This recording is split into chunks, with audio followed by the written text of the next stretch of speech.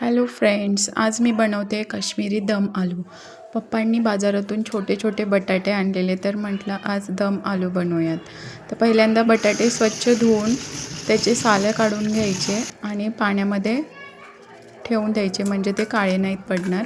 त्यानंतर इथे मी काश्मीरी लाल मिरची घेतलेली आहे, एक मूठभर काजू घेतलेले आहेत आणि हे पाण्यात भिजवून ठेवायचे. त्यानंतर मी या बटाट्यांना फोकने असं टोचून घेतलेलं आहे. नंतर एका पॅनमध्ये धने, बडीशेप, जिरे, मोठी वेलची, हिरवी वेलची, लवंग, मिरे, दालचिनी हे सगळे खडे मसाले थोडं 5 मिनिटं भाजून घ्यायचे आणि त्याची पावडर बनवायची. आणि भिजवलेली मिरची आणि काजूची पण पेस्ट बनवून घ्यायची. इथे मी घट्ट दही घेतलेले आहे 1 वाटी. ते फेटून घ्यायचे थोडे आणि त्यामध्ये ही मिरची आणि काजूची पेस्ट मिक्स करून घ्यायची.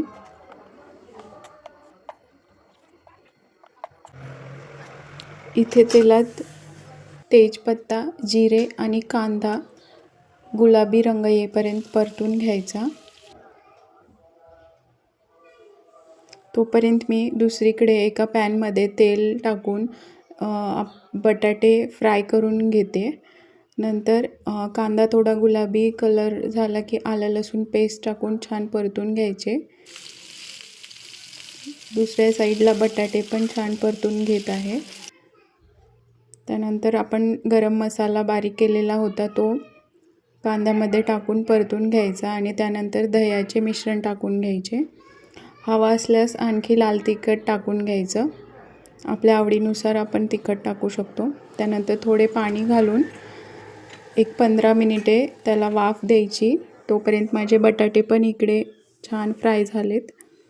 नंतर बटाटे घालून 10 मिनिटे स्लो गॅसवर झाकण ठेवून शिजवून घ्यायचे. त्यानंतर शेवटी कसुरी मेथी आणि मीठ घालून मिक्स करून घ्यायचे.